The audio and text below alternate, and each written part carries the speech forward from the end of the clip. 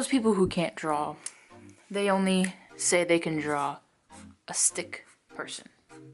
But there's so many other things, possibilities you can do. For an example, you don't have to focus on one thing that makes a thing look like a thing. You don't have to draw something that has to be in real life.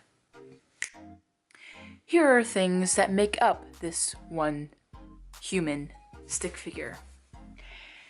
These are all lines. Lines that make up this. If you can make this, you can draw these. So, say you want to draw a stick figure because that's the only thing you can draw. So you start with a circle. But off of this circle, you can draw so many other things.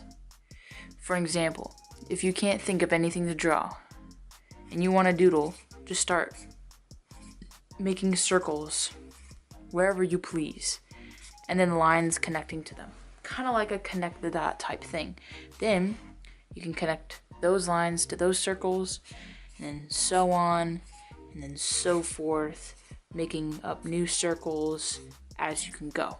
But there's also so many things you can do with this. See, you can draw half circles around some of them. Some of them can branch off, but don't put a circle at the end. Some of them you can draw half circles with a circle inside, just like that. Some of them you can make a full circle around. Some of them you can make a circle while making a circle to make a complete circle, like so. And you can keep on connecting and connecting and connecting and making more circles around other circles, connecting to all the other circles you can connect to make a line, more circles, and one more circle with a big circle around it with a small circle in the center, and it connects. And then it turns into this. But I didn't take my time, so my circles kind of look like ovals and unfinished blobs. But that's okay. Stick figures can lead to more things like this. Say if you just wanted to draw the body.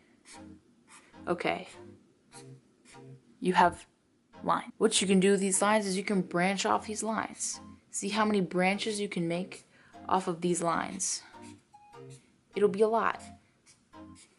Say when you branch off all of these branches, you can have a page full of branches that looks kind of like a weird, unevolved snowflake at the end. But that's because everything was branching. Everything branches and branches.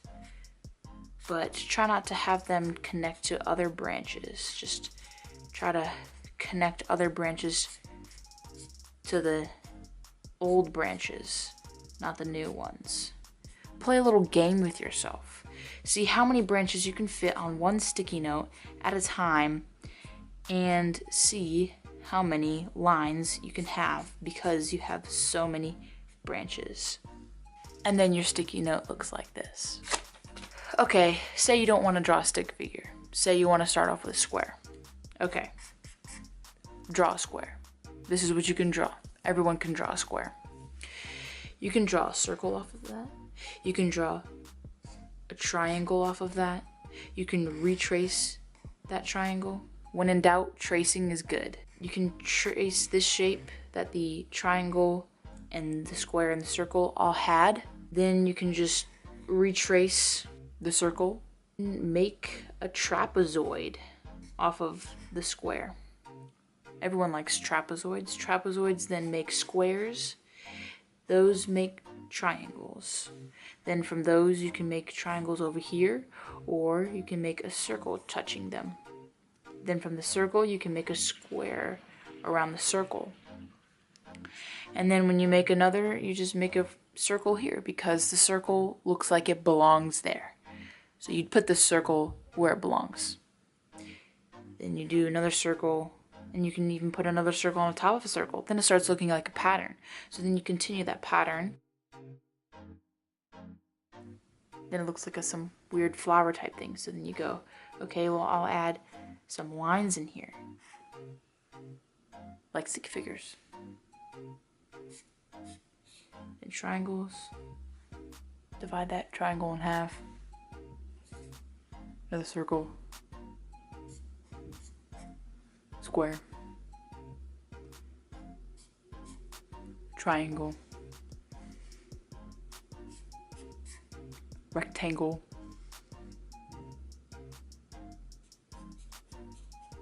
Zigzag. Zigzag. Done. Beautiful. Say you didn't even want to do shapes. You just want to focus on blobs. So you draw a blob. That's your blob you start off with. So then from that blob, you continue on to another blob. Blob forms into another blob. Blobs keep forming off of that blob. Then you end up with a weird blobby type thing. And you can do so many big blobs and little blobs and curves and swerves with blobs. You can outline those blobs with another blob, layer blobs, put a circle in a blob. You can put a shape in a blob, like a circle or a simple square. That's in a blob. More blobs, the better. More blobs looks more complicated. More complicated looks better. More blobs, now it starts looking like a puzzle piece, how you're fitting all the blobs together. Blob, blob, blob, blob, blob, blob, blob. More half circles with indent in them. Blobs in the blob. Squiggles. We love squiggles. Squiggle, squiggle, squiggle, squiggle. Say you're done with blobs. You don't want to work with blobs. Say you want to work with squiggles. Say you're really mad that day. And you just scribble. But you scribble in different patches because you are not feeling that day. You are just so mad. You just have to get all your scribbles out on the paper. Kind of looks like a horizon. A sun with a horizon. Or if you were to outline them and start connecting them in a way you never connected scribbles before.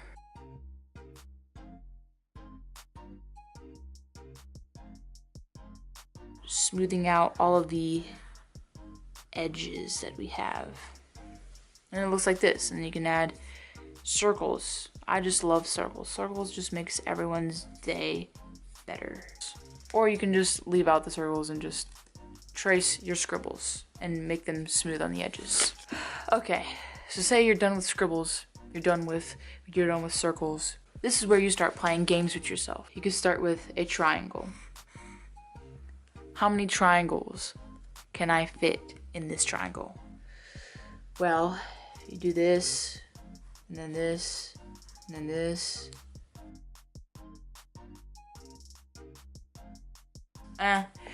Well, that number. Okay, so what if this was connected to this? Alright, and then this one was connected to this one. And this one was connected to this.